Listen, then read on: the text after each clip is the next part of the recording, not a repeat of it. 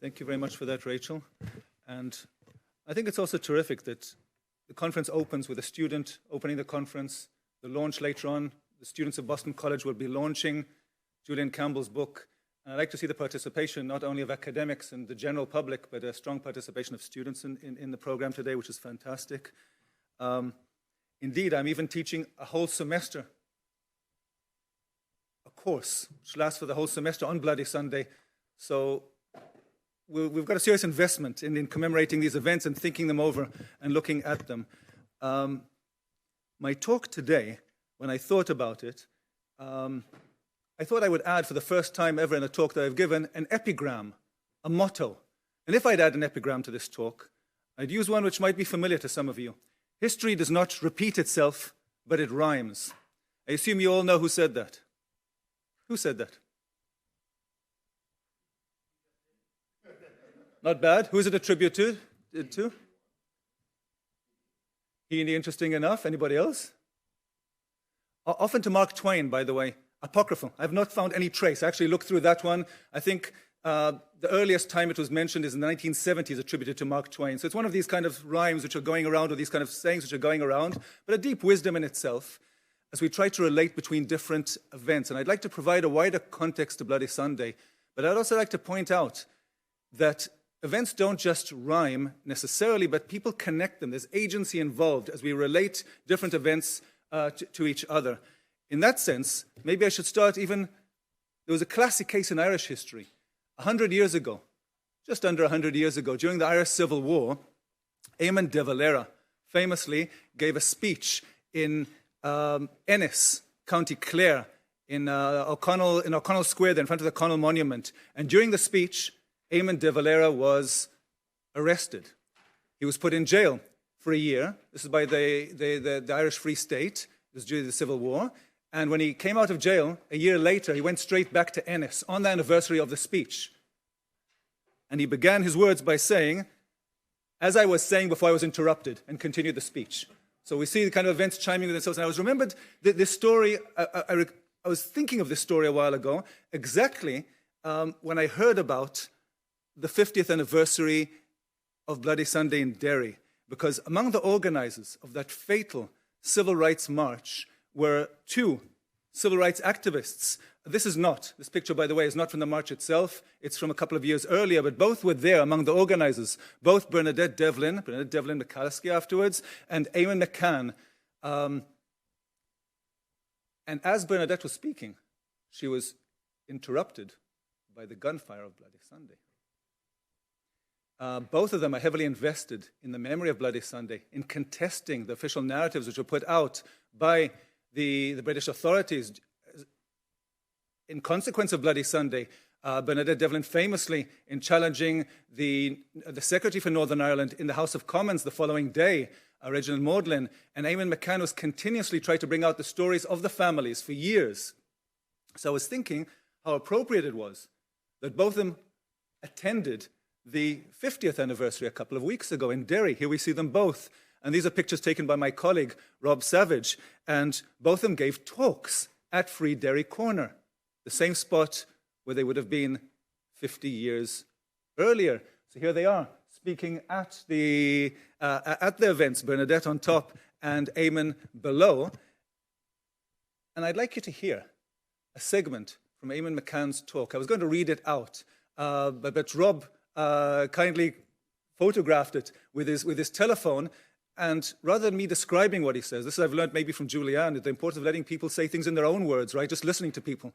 And so let's hear him for 3 minutes. Eamon McCann, 50 years later.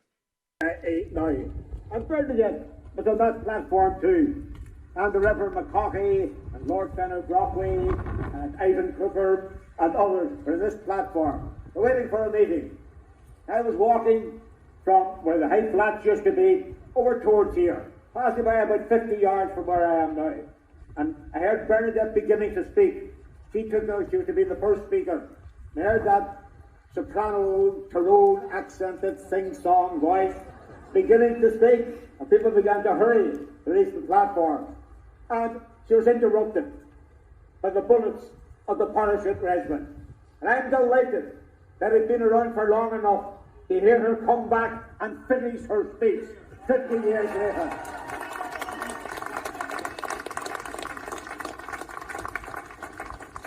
What happened on Bloody Sunday was a Derry event. It's defined Derry over the subsequent years. All the major political disputes and splits in Derry have really reflected our attitudes and our reactions to Bloody Sunday. But it's not just a Derry event, it's also an Irish event. And they put in the trajectory of the history of Irish politics and Irish struggle down through the years. And the massacres and the atrocities visited upon Irish people who stood up for themselves and stood up for future generations as they look forward. Bloody Sunday represents all that. Going back so far now, the black and tans were born again on this piece of land right in front of us now. But it also was more than that. Bloody Sunday was a world event. Bloody Sunday was something, a microcosm of what was happening then and still happens often today, what was happening in the wide world. You look back on that period, we often see it in too narrow a focus.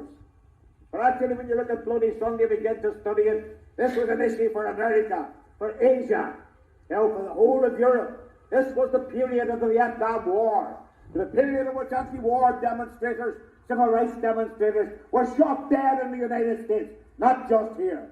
The students of Kent State University were shot down for protesting against the bombing of Cambodia by Richard Nixon.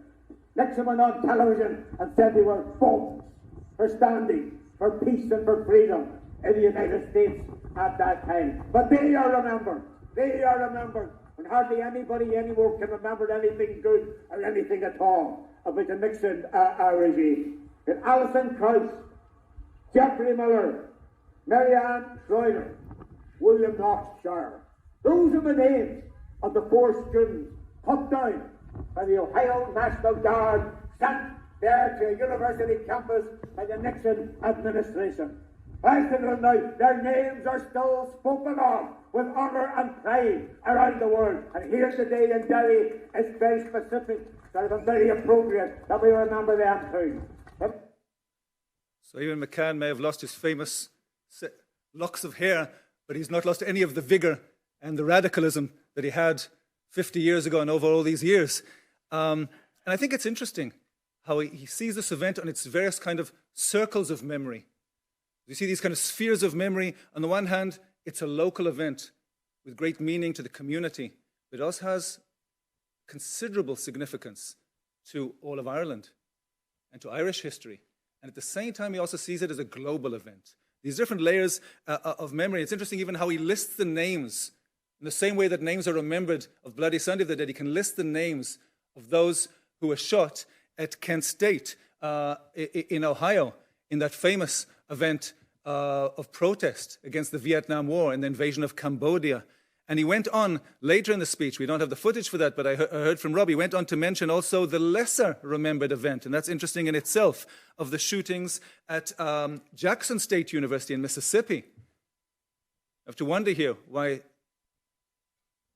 we remember more the white students who died in Ohio, but the students in Jackson State are often kind of less commemorated, less remembered, but he went on to mention them as well.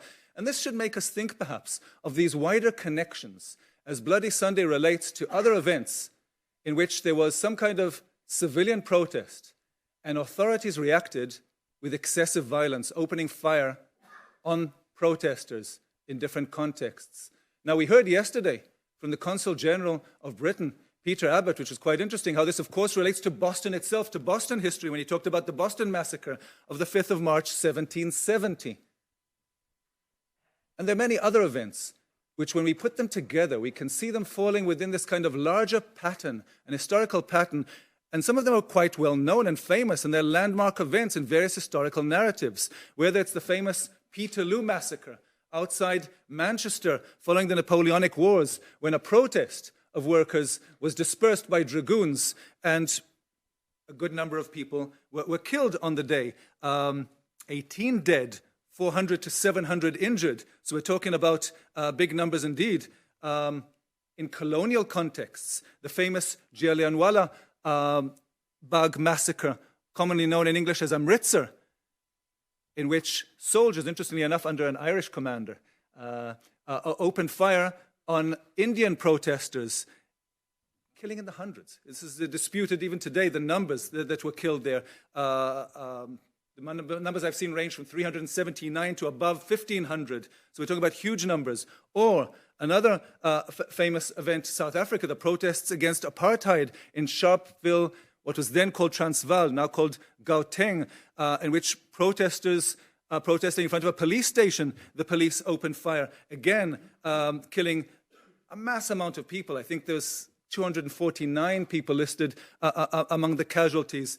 And just to show another example of many examples we could show, the massacres in Mexico City just before the Olympic Games in 1968, when the armed forces dispersed student protests, killing hundreds, possibly, we don't even know the number for that. There's no official numbers for that. And I'm looking again at these instances of civilian protests, which are defined as non-violent in their intention, and yet result in an event of excessive violence by the state. Now, you might notice they don't necessarily happen on a Sunday. Interestingly enough, when I actually went and checked calendars for these different events, Amritsar does happen on a Sunday, but it's never referred to as Bloody Sunday, and that might be, we should think about that. It's in a Hindu culture, Sunday doesn't have the same significance it would have as within a Christian culture, right? So geography has a meaning here, and cultural specification.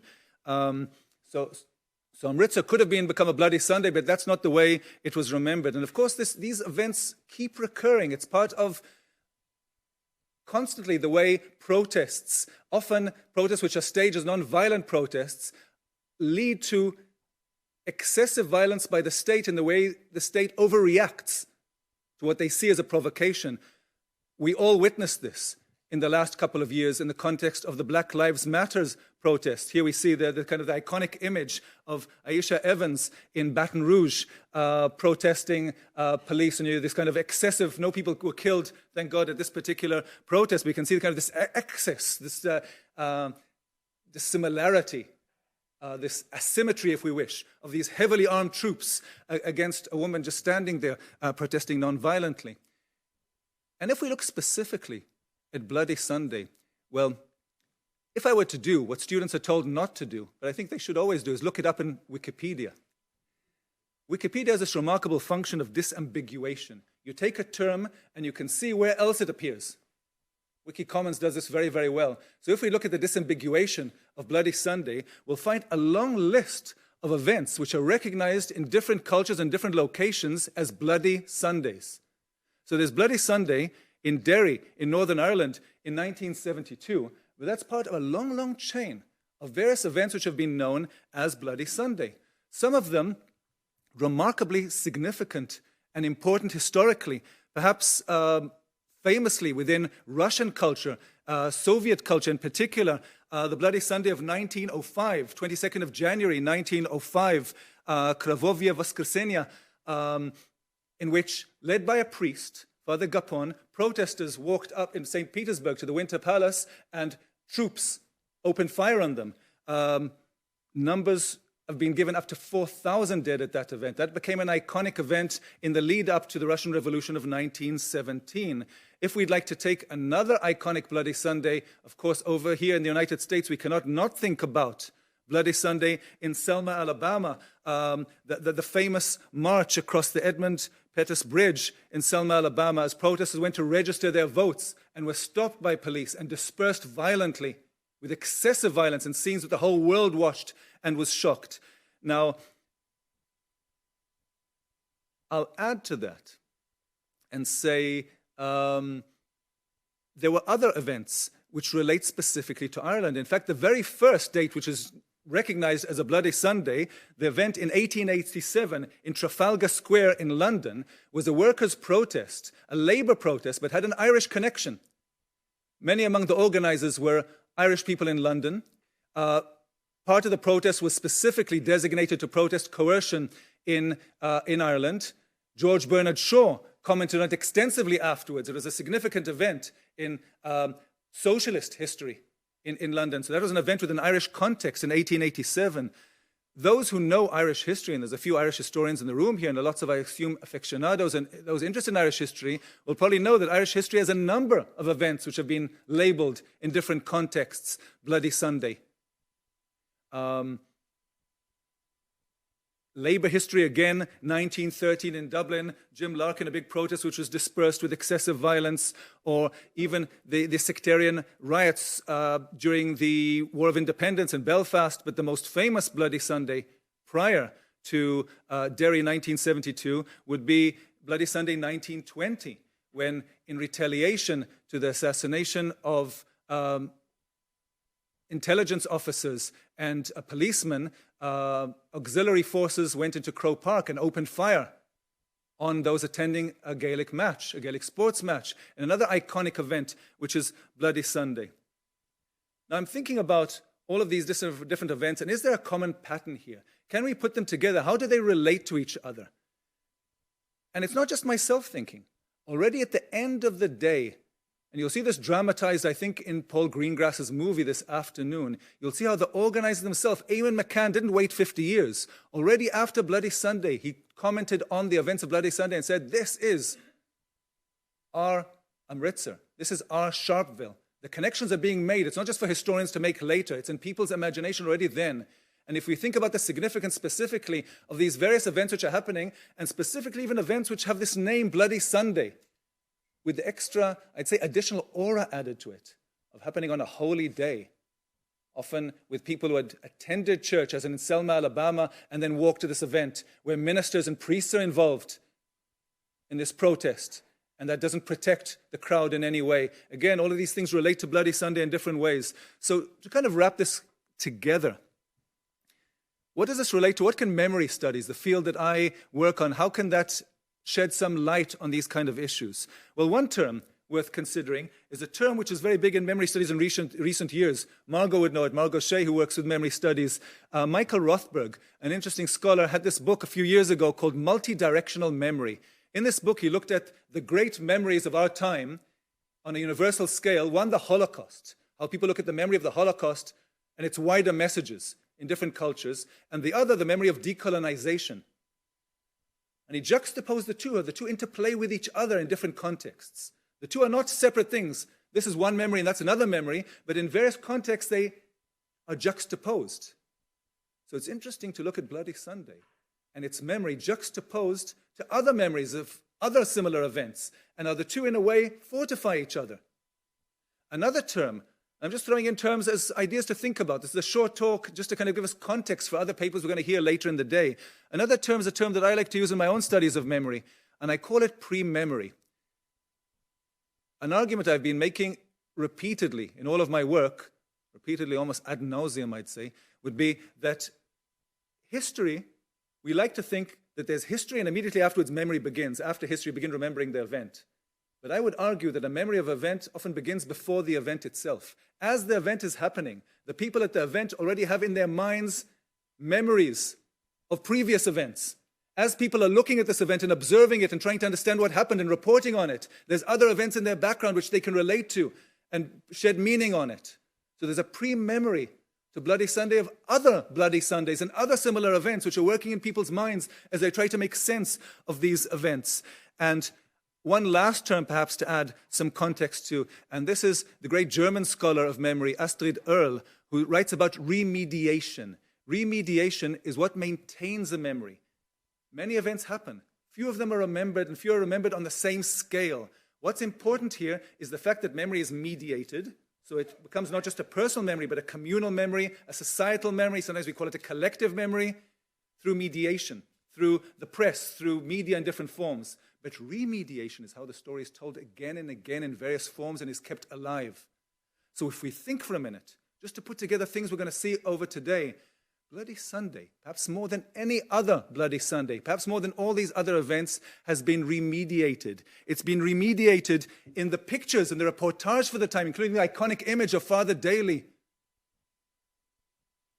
with Jules Campbell's uncle there. This picture, which is always there, which has become an iconic image of his last moments as he's gasping there, as he's being carried, and as it becomes a mural later by the Bogside artists. And this common image as it happens again and again, or in material artifacts of the Museum of Free Derry, which preserves, including the white handkerchief, which used to belong, which was in the possession of your family, and is now, I believe, in the museum, right? It's deposited. So we see these artifacts of their Bloody Sunday that people see and return to the place. Or, of course, the annual commemorations. These are photos from the 50th, but year after year, the annual marches of the community remembering, the families remembering the dead of Bloody Sunday, and the memorial, which has been there since the following year. Or the poetry and the songs and the ballads. And I just bring here another book that Jules co-edited some years ago, Harrowing of the Heart, a collection, remarkable collection of all the poetry. And since then, there's been more editions of remarkable poetry by poets and balladeers and songwriters. And of course, drama, whether it's Brian Friel or Norton in his play, scenes from the Savile Inquiry, or most recently, The White Handkerchief by the Derry Playhouse, which was just premiered 2 weeks ago. So there's constant drama of it. And the films we're going to show in this conference. This event is constantly remediated. It's constantly kept alive. And not only that, if we talk about the conference that we're in here, to put this in context, there is already a massive body of scholarship on Bloody Sunday. Here are just some of the titles of some of the books which have come out. And the books, and this is just a small portion of books on Bloody Sunday. As scholars return to this event and explore it again and again. And this doesn't even reflect all the articles. A huge bibliography of articles on Bloody Sunday. Neil O'Doherty has written key articles. We'll speak later. And indeed, Jules will speak later, both in her first book, setting the truth free on the Justice Campaign, and the book which will be launched today on Bloody Sunday is what keeps this memory alive. And beyond that, of course, community activism. If Free Derry Corner, the wall, was repainted for the 50th anniversary, there is no British justice. The campaign constantly for justice, the struggle to keep memory alive, not to let it be buried, not to accept, at least without reflection, this concept or these offers of amnesty which are there to put a veil on the past, to keep the memory alive. And I think this wider context of the Bloody Sundays we should keep in mind as we explore today the more focused context of Bloody Sunday, Derry, 1972. Thank you very much.